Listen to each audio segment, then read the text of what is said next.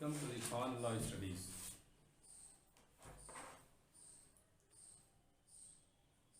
Today we will discuss the ITC and topic is the right of private defense. इसके पहले general exceptions के chapter हो चुके हैं. आज हम राइट ऑफ प्राइवेट डिफेंस को डिस्कस करेंगे. Right of private defence is not defined in the code. Section 96 सिर्फ इतना ही कहता है कि every person has a right of private defense against his own property and other property or the offense affecting the human body. तो 96 को जब देखते हैं तो says nothing is an offense which is done in the exercise of the right of private defense. कोई भी चीज अपराध नहीं है जो कि प्राइवेट डिफेंस राइट ऑफ व्यक्तिगत सुरक्षा प्राइवेट अपने आप के बचाव के लिए जो भी कार्य किया जाता है वो अपराध नहीं है. रीजन बिहाइंड दिस प्रिंसिपल कि किसी भी व्यक्ति को यह अधिकार है कि वो अपने विरुद्ध किए जाने वाले किसी अपराध को से वो अपने आप को बचा सके, अपराधी को रिपेल कर सके. उससे ये अपेक्षा नहीं की जाती कि वो मैदान छोड़ करके भाग जाए. Man is justified in repelling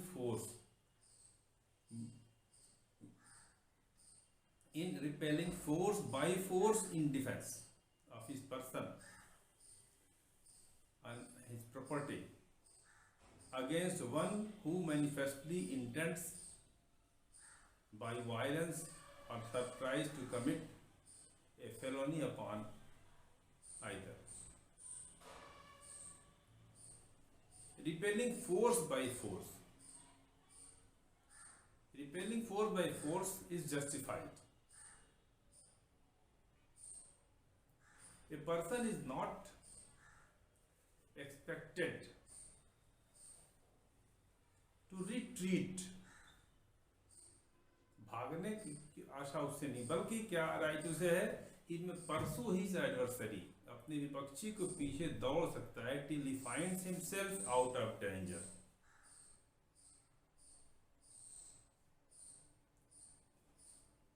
तो ये अपने एडवर्सरी के अपराधी को दौड़ा सकता है, उसे पकड़ सकता है जब तक कि वो अपने आप को सुरक्षित न महसूस कर ले. सर मायने ने जो इसके बारे में कहा है, उन्होंने कुछ प्रिंसिपल दिया है राइट ऑफ प्राइवेट डिफेंस के पीछे क्या प्रिंसिपल है. वो कहते हैं a society undertakes to protect private persons against unlawful attacks upon their person and property. दरअसल ये it is a duty of the society as a whole. इनका ये कहना है कि society undertakes to protect a person against unlawful attack upon their person and property. खुद उसके ऊपर जो हमला हो रहा है या उसकी संपत्ति पर जो हमला हो रहा है उसे सुरक्षित करने की जिम्मेदारी सोसाइटी एज ए होल है. जिसे आज की डेट में हम राज्य कह सकते हैं. State is obliged to protect his subjects, protect his citizens from the offenses against his body and his property. It is the duty of the state. Where the aid of the society cannot be obtained. अगली बात कहते हैं कि अगर समाज ये सुरक्षा प्रदान नहीं कर सकता, समाज इसमें कोई मदद नहीं कर सकता, aid of the society cannot be obtained, it must be resorted to. तो ये काम वो व्यक्ति स्वयं कर सकता है. यहाँ राज्य सरकार अगर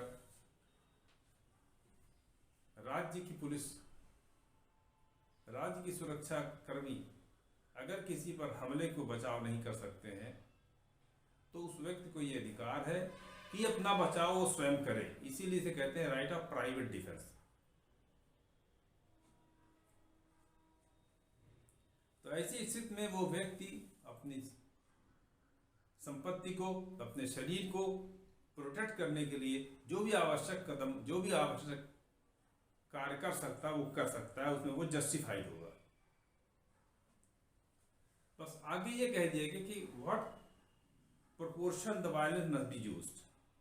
The violence must be in the proportion to the injury to be averted. इतनी ही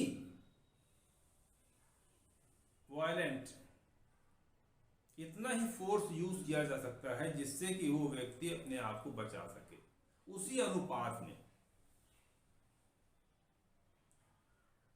राइट ऑफ प्राइवेट डिफेंस आपको यह अधिकार नहीं देता कि वो आप किसी से पुरानी दुश्मनी का बदला निकालें राइट ऑफ प्राइवेट डिफेंस के बहाने से।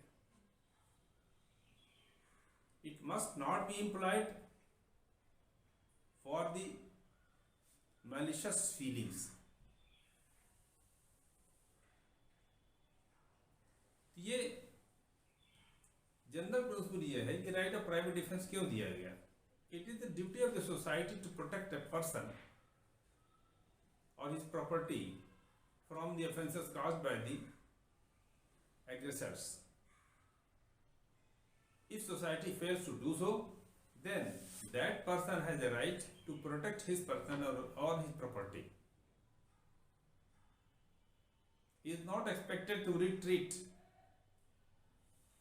but he should use the force in proportion to the offense caused, to the injury caused। ये जनरल प्रिंसिपल ये है कि what is the right of private defence. ये है छोटी सी इंट्रोडक्शन, क्योंकि सेक्शन 96 नहीं कहता nothing is an offence which is done in the exercise of right of private defence. कोई भी कार्य अपराध नहीं है which is not an offence जो कि अपने व्यक्ति प्राइवेट डिफेंस से अपने व्यक्तिगत संपत्ति को, अपने शरीर की को सुरक्षित करने के लिए जो अधिकार प्रयोग किया गया है उसको प्रयोग करने से यदि कोई कार्य किया जाता है वो कार्य अपराध के श्रेणी में है तो 96 ये कहता है कि फिर वो जो अपराध की श्रेणी भले आता है लेकिन उसका ऐसे व्यक्ति के द्वारा किया गया कार्य वो अपराध नहीं है। रीजन आपको बता दिया कि ये philosophy of right of private defence क्या है। चैप्टर शुरू होता है सेक्शन 97 से। 97 reads as every person has a right subject to the restrictions contained in section 99। Every person has a right. अब यहां कहा जाए प्रत्येक व्यक्ति को राइट ऑफ प्राइवेट डिफेंस है, लेकिन वो धारा 99 में दी गई जो रिस्ट्रिक्शन से, जो प्रतिबंध, उनके अधीन उसे राइट ऑफ प्राइवेट डिफेंस प्राप्त है। Every person has a right subject to the restrictions contained in section 99 to defend. To defend किसको डिफेंड करना है? नंबर 1 जैसा हमने लिख भी दिया है हिज ओन बॉडी। सब अपने शरीर को सुरक्षित करने के लिए उसे राइट ऑफ प्राइवेट डिफेंस को एक्सरसाइज कर सकता है।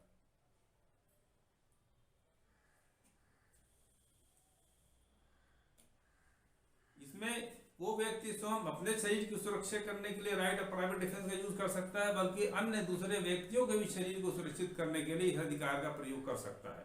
दूसरा है प्रॉपर्टी। ये प्रॉपर्टी चाहे स्वयं उसकी अपनी हो या दूसरे अन्य व्यक्तियों की हो। प्रॉपर्टी कौन कौन सी होगी? इसमें प्रॉपर्टी में मूवेबल इमूवेबल दोनों को शामिल किया गया है। अब ये प्रॉपर्टी के अगेंस्ट कौन कौन से ऑफेंसेस हैं जो राइट ऑफ प्राइवेट डिफेंस जिसके अगेंस्ट जिन अपराध कारित किए जाने की स्थिति में right of private defence use किया सकता है। सारे के सारे अपराध इसमें नहीं है, ये याद कर लीजिएगा। 4 टाइप्स ऑफ ऑफेंसेस हैं: theft, robbery, mischief, criminal trespass. Theft robbery असल में जब आप 378 से स्टार्ट करते हैं आईपीसी में, तो इसी से थेफ्ट है, थेफ्ट से आगे बढ़ करके वही थेफ्ट जाके आगे रॉबरी हो जाती है, और फिर वही रॉबरी डकैती बन जाती है। डकैती को इसमें इंक्लूड नहीं किया है डेफिनेशन में, लेकिन कोर्ट ऑफ लॉ ने, इंडियन कोर्ट ने रॉबरी को कहा है कि इट इज एन, डकैती को कहा है कि it is an aggravated form of robbery. ये रॉबरी का ही ये एक एग्रीवेटेड फॉर्म है, इसलिए डकैती को भी इसमें शामिल कर लिया है कि डकैती के अगेंस्ट भी right of private defence use किया जा सकता है।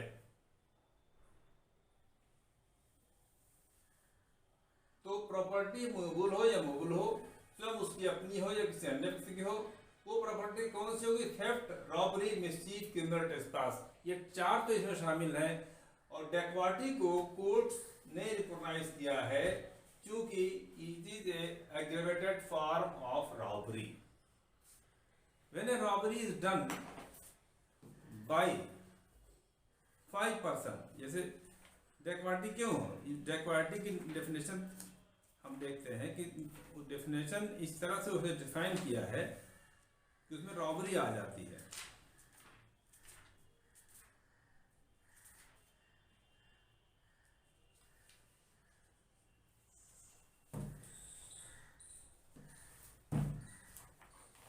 ये आईपीसी में जो 391 शायद है,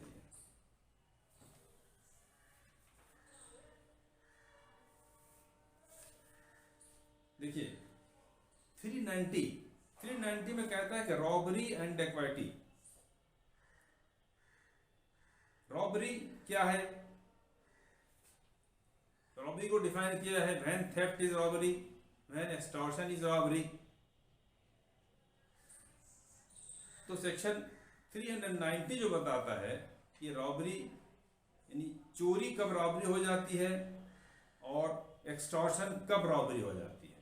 तो robbery includes theft and extortion. अब आगे देखिए 391 इतना ही कहता है, when 5 or more person conjointly commits or attempt to commit a robbery।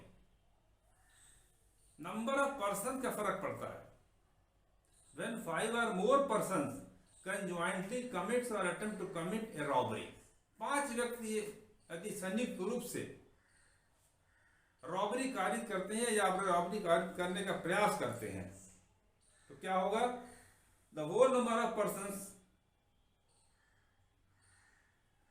conjointly committing or attempting to commit robbery and person present and aiding and in commission or attempt।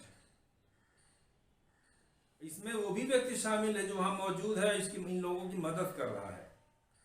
If they amount to 5 or more, then every person so committing, attempting, aiding to such act,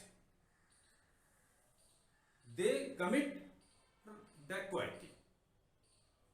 यानी डकैती की परिभाषा अपने आप में अलग नहीं है, ये सिर्फ इतना ही कहते हैं कि जहां 5 या अधिक व्यक्ति संयुक्त रूप से मिल करके रॉबरी करने का प्रयास करते हैं या रॉबरी करते हैं, जिसमें कि वो व्यक्ति भी शामिल है जो इनकी मदद करता है, तो कहा जाता है ये सभी व्यक्ति, इन सभी व्यक्तियों ने डकैती कमिट किया।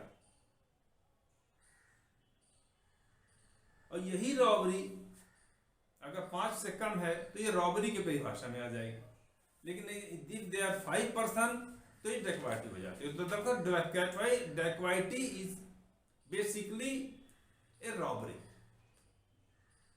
ओके, तो इसीलिए कोर्ट ने इसे शामिल कर लिया है कि डकैती भी इन ऑफेंसेस में शामिल है जिसके against right of private defence use किया जा सकता है। तो ये हो गया। अब आते हैं सीधे सेक्शन 99 पर। What restrictions are there under section 99 IPC in exercising right of private defence. 99 और 97 दोनों मिलकर ही क्वेश्चन का आंसर करेंगे, याद रखिएगा। जब भी आपको ये पूछा जाएगा तो 97 और फिर 99 आपको लिखना पड़ेगा। 99 क्या कहता है? 99 less down the limits which the right of private defence should be exercise. वो लिमिट्स बताती है, वो सीमाएं बताता है जिसके अधीन रह करके राइट ऑफ प्राइवेट डिफेंस का प्रयोग किया जाएगा। Number 1, act of A public servant. Public servant के द्वारा किया गया क्या? क्योंकि जनरल में ये रूल दिया गया that no right of private defence against an act done by public servant. और उसकी रिस्ट्रिक्शन क्या दी गई है? पब्लिक सर्वेंट के कृत्य के विरुद्ध राइट ऑफ प्राइवेट डिफेंस कब नहीं होगा, वो फॉलोइंग कंडीशन दी गई। कंडीशन क्या है? The act must be done और attempted to be done by a public servant. ये प्रूव होना चाहिए कि वो व्यक्ति पब्लिक सर्वेंट है। The act must be done in good faith, और पब्लिक सर्वेंट ने सद्भावना पूर्वक पूरी इंक्वायरी करने के बाद उस कृत्य को किया है। नंबर 3 कह दिया गया he has done the work under the color of his office। जो एक्ट उसका है वो प्राइवेटली ना कर रहा है, तो पब्लिक सर्वेंट नौकरी करता है कहीं पुलिस में, लेकिन वो प्राइवेट ड्रेस में अपने कार से अपने व्यक्तिगत हितों की रक्षा के लिए यदि कोई कार्य करता है तो वो under the colour of his office नहीं है। तो जो कार्य कर रहा है वो राज्य के प्राधिकार के तहत कर रहा हो, इसे कहते हैं under the colour of his office. But his act must not cause reasonable apprehension of death और ग्रीवियस हर्ट। ये मेन रिस्ट्रिक्शन है कि उसका एक्ट ऐसा नहीं होना चाहिए कि जो एप्रीहेंशन क्रिएट करे कि जिससे डेथ काज हो सकती है या ग्रीवियस हर्ट काज हो सकती है। यानी उसका कोई कृत्य ऐसा नहीं होना चाहिए कि अगले पक्ष को यह प्रतीत हो कि इससे उसके मृत्यु होने की संभावना है या उसे घोर उपहति कारित हो सकती है। ये बहुत बड़ा रिस्ट्रिक्शन है। भले ही वो act the act may not be strictly justified by law, which act may not be justified।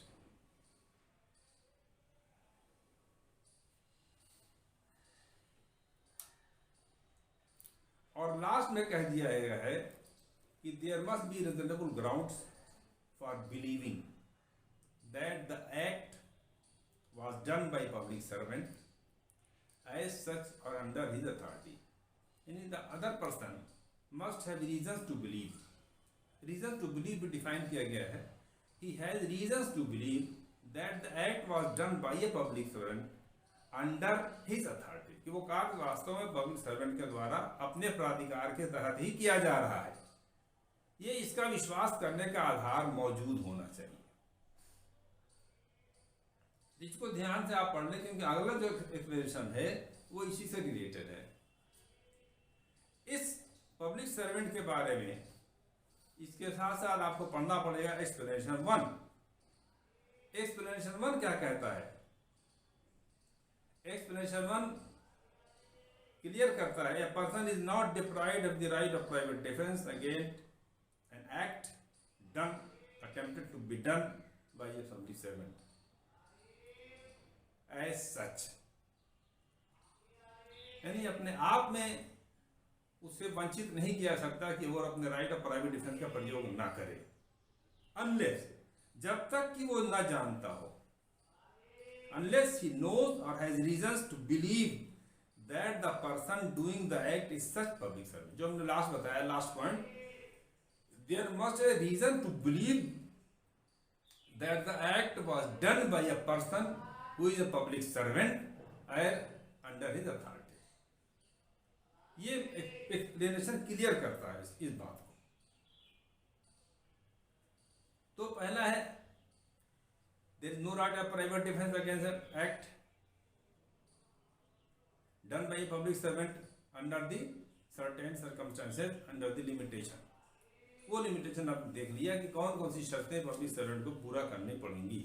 इसी तरह बाद में दूसरा, there is no right of private defence against an act which does not reasonable cause apprehension of a death or apprehension of grievous hurt if done attempted to be done by the direction of A public servant. वहां आपने पहले पढ़ा कि public servant, यहाँ under the direction of public servant कोई व्यक्ति यदि कार्य कर रहा है तो सारी शर्तें वही लागू होंगी जो पूर्व में लागू हुई हैं। एक्टिंग इन गुड फेथ, यहां भी गुड फेथ है। Under the colour of his office, यानी अथॉरिटी के तहत ही वो कार्य कर रहा है। दो द डायरेक्शन में not be strictly justified by law, भले जो उसे निर्देश दिया गया था वो न्यायोचित ना हो, विधि के सामने is not justified under the law, justified ना हो, लेकिन अगर ये शर्तें पूरी कर रहा है तो उसके एक्ट के against there is no right of private defence. इसके साथ एक्सप्लेनेशन 2 है।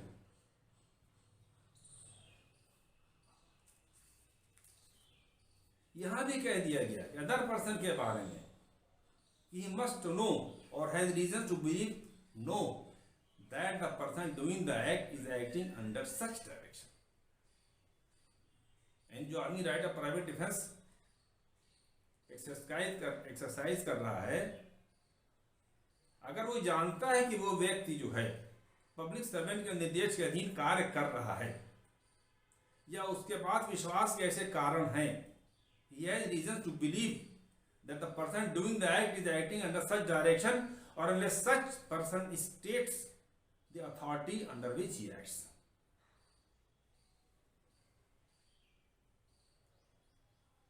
वो अपनी अथॉरिटी बताता है, वो अधिकार पत्र दिखाता है कि वो उस प्राप्त अधिकार पत्र के अधिकार के तहत वो कार्य कर रहा है, या he has authority in writing, या उसके पास लिखित रूप से ये अथॉरिटी मौजूद है। यदि लिखित रूप से अथॉरिटी मौजूद है तो राइट ऑफ प्राइवेट डिफेंस तभी कोई व्यक्ति डिप्राइव होगा जब तक कि वो व्यक्ति प्रोड्यूस न कर दे, unless he produces such authority if demanded. Other person अगर कहता है कि प्लीज शो योर अथॉरिटी, क्योंकि पब्लिक सर्वेंट है नहीं वो, अगर वो उससे अथॉरिटी के बारे में पूछता है, अगर वो अपनी अथॉरिटी शो कर देगा तभी राइट ऑफ प्राइवेट डिफेंस नहीं होगा, अदरवाइज इसके खिलाफ राइट ऑफ प्राइवेट डिफेंस होगा। कंडीशन वही फुलफिल करनी होंगी जो पब्लिक सर्वेंट के अगेंस्ट यूज की गई हैं। ये पैरा 1 पैरा 2, अब पैरा 3 इसमें है। There is no right of private defense in cases in which there is time to have recourse to the protection of the public authorities। General law ये है कि यदि पब्लिक अथॉरिटीज को बुलाने का, उनसे सहायता पाने का समय आपके पास मौजूद है तो फिर आपको right of private defence exercise करने का राइट नहीं रह जाता। You can not take law in your hand if there is time to recourse of public authorities।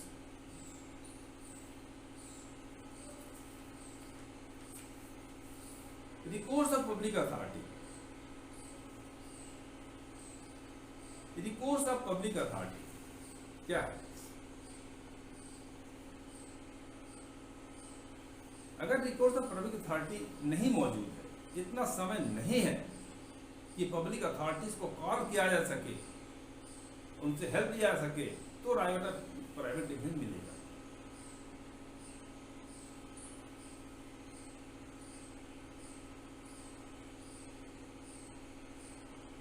But to call a government for aid is only necessary when such aid can be promptly and effectively given. ये condition है।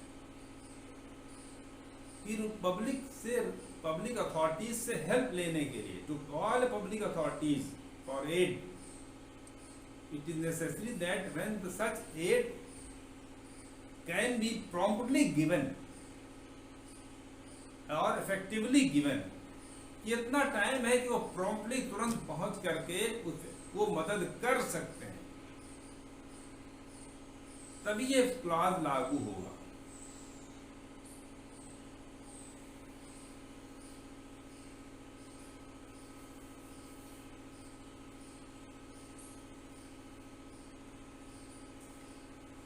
अब इसमें class 4 भी छोटा सा लगा हुआ है। उसको देख लीजिए। Extent to which the right may be exercise, to what extent this right can be used. The right of private defense in no case extends to inflict the more harm than it is necessary to inflict for the purpose of defense। फिर से सुन लीजिए, ये चौथा point है 99 का। A person, the right of private defense is no case, in no case, किसी भी हालत में, it cannot extend to inflicting more harm than it is necessary, to inflict, यानी जितनी चोट, जितनी क्षति पहुंचाना आवश्यक है, उससे ज्यादा का बल आप प्रयोग नहीं कर सकते।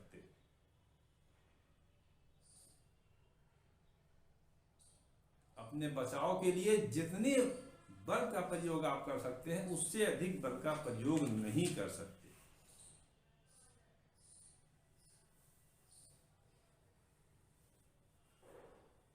ये याद रखिएगा, ये क्यों लगाया गया है। Because the right given to a person in the right of defence, it is not a right to punish the aggressor, it is not a right to punish the aggressor, it is a right to defend his own person or his own property or others body or others property. You cannot punish the aggressor, you only defend, you can defend your person and your property।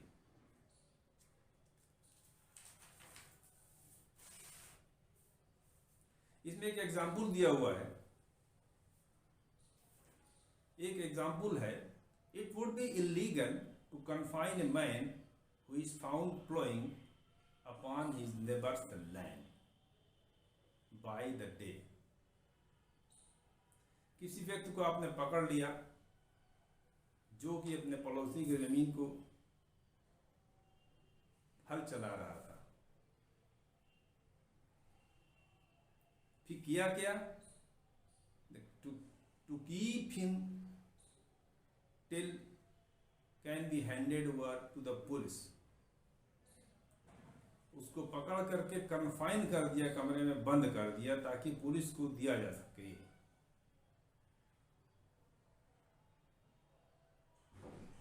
This act was illegal act. क्यों? Because trespass,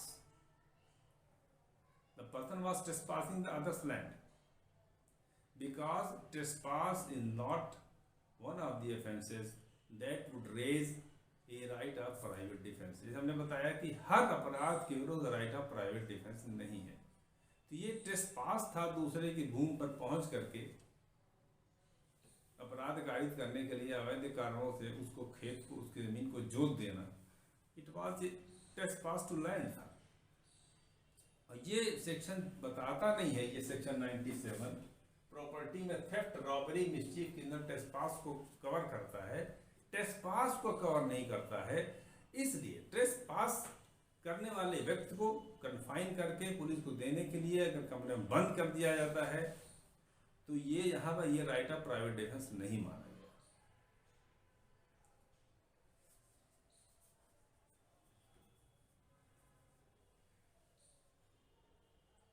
अब ये आगे सवाल उठता है कि कितना harm पहुंचाया जा सकता है।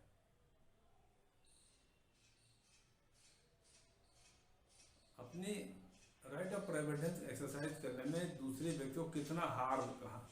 इसमें एक प्रिंसिपल आया था जिसे कहते हैं गोल्डन स्केयर रूल। ये है Jaidev versus state of Punjab. Jaidev versus state Punjab में कहा गया है, the force which a threatened person uses in self defense should not be weighed in a golden scale। कहा गया यहाँ कोई सुनहरी गोल्ड तौलने वाली जो तराजू होती है उसमें नहीं तौला जाएगा कि कितना बल प्रयोग किया जाए, but the right of private defence can not be availed as a pretext for a vindictive, aggressive retributive purpose, बदला लेने के उद्देश्य इसका प्रयोग नहीं किया जा सकता है। तो एवरी फैक्ट्स एंड सर्कमस्टेंसेस में ये तय होगा कि what was the proportion that should have been used to avoid any harm. जो फैक्ट्स थे, जो हालात थे, उसमें उन फैक्ट्स को देखते हुए ये कोर्ट ये तय करेगी कि जो बल प्रयोग किया गया वो सीमा के restriction, with in limit restrictions था कि नहीं था। लेकिन ये भी कह दिया सुप्रीम कोर्ट ने कि देयर इज नो गोल्डन वे, सोने की तराजू की तरह नहीं तोला जाएगा। ये ज्यादा भी हो सकता है, थोड़ा कम और ज्यादा ही हो सकता है। कोई व्यक्ति उस वक्त ये नहीं देखेगा कि बिल्कुल इतने ही चोट पहुंचे, जिससे ज्यादा ना पहुंच पाए। अपने को बचाने में, वो चोट पहुंचाने में अगर बोनाफाइडली वर्क करते हुए कोई अधिक चोट पहुंचा देता है तो भी उसका एक्ट जस्टिफाइड हो जाएगा।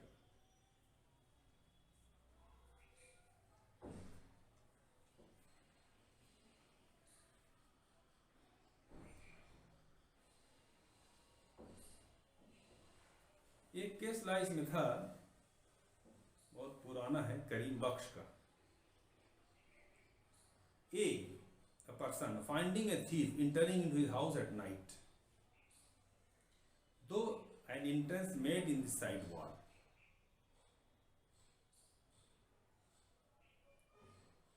seized him,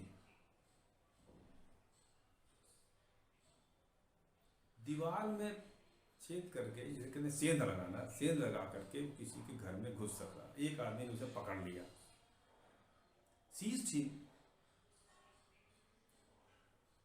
while intruding his body and held him with his face down to the ground। उसका पकड़ लिया, हो सकता है जमीन में पटक दिया हो, और उसका चेहरा जो है जमीन की तरफ, down to the ground, to prevent his further entrance, ताकि वो घर में आगे ना घुस सके। उसे उसने पटक दिया, जमीन पर गिरा लिया। And thereby caused his death by suffocation। सांस बंद हो जाने के कारण, जमीन, चेहरा उसने जमीन पर गिरा दिया उसका, तो हो सकता हो सांस उसकी बंद हो गई, और सांस बंद होने के कारण उसकी डेथ हो गई।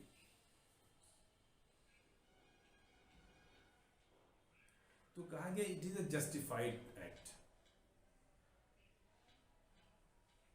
उसका इंटेंशन उसे मारना नहीं था।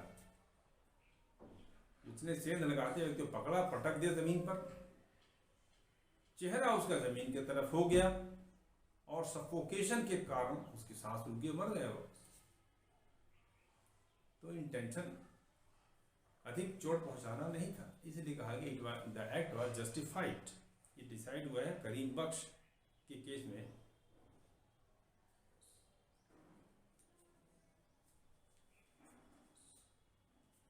ये अलग अलग केस है, अलग अलग फैक्ट्स हैं, अलग अलग सर्कमस्टेंसेस हैं, अलग अलग केस ला आप देखेंगे तो अलग अलग केस ला आपको इसके स्टडी कर लीजिएगा तो पता चलेगा अलग अलग डिसीजन हुए हैं।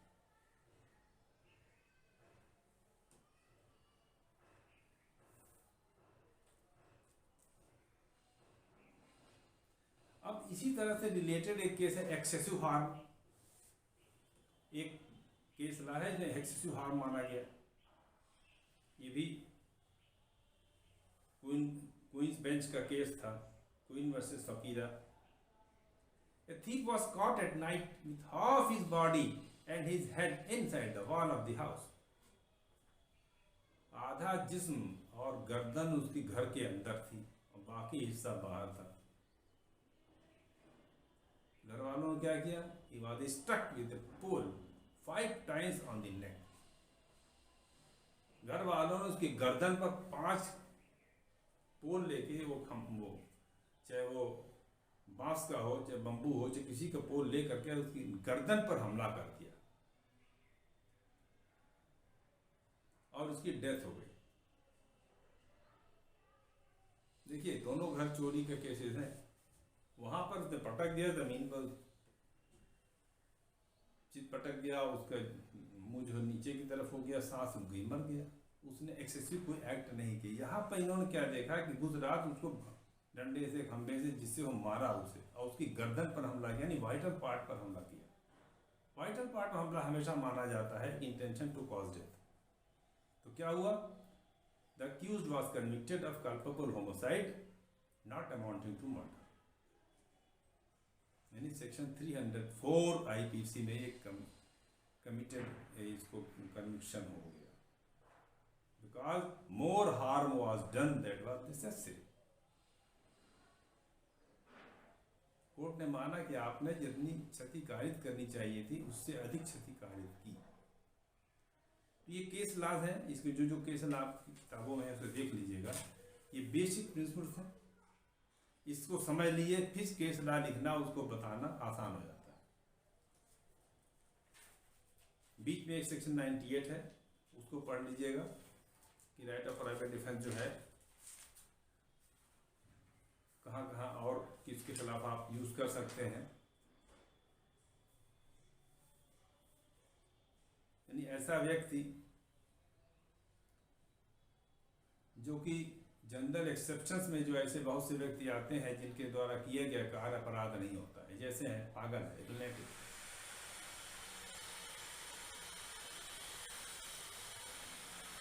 तो अगर कोई पागल आदमी आप हमला कर दे, if a lunatic attacks you or runs away with your purse, you have right to defend yourself or take your purse. It is not affected by the fact that the lunatic lacks capacity to fire criminal intention. Therefore, your right would not constitute an offence.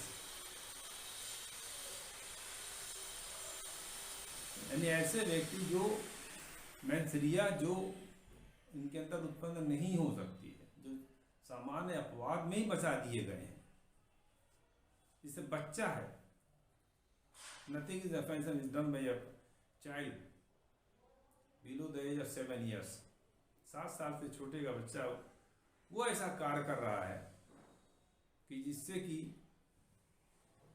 आपके शरीर को क्षति कारित हो सकती है। कोई ऐसा कार्य उसे किसी ने करवा लिया तो आपको उसके against right of private defence है।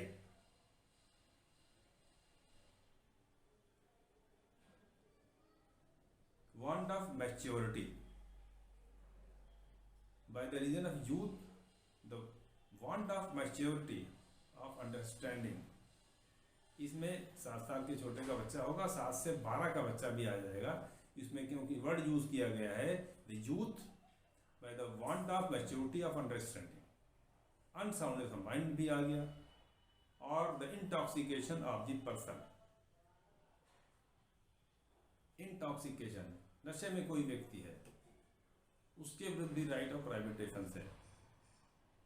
और a person who by reason of misconception, भ्रम के कारण,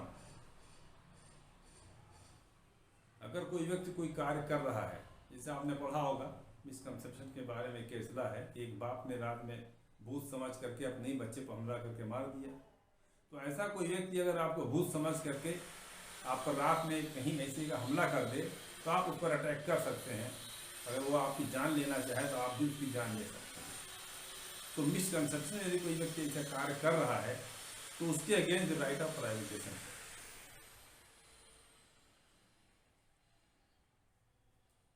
इसमें एग्जाम्पल भी है, अंडर इन्फ्लुएंस ऑफ मैडनेस, पागलपन का है,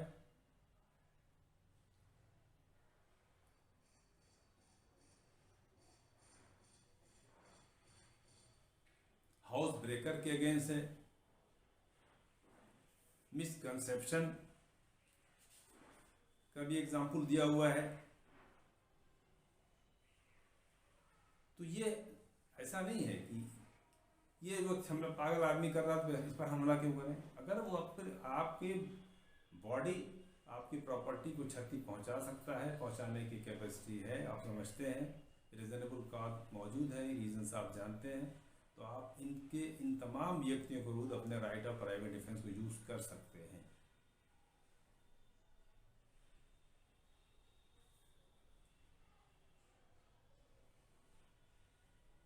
तो it is all about one first part of the right of private Nations 96, 97, 98 and 99।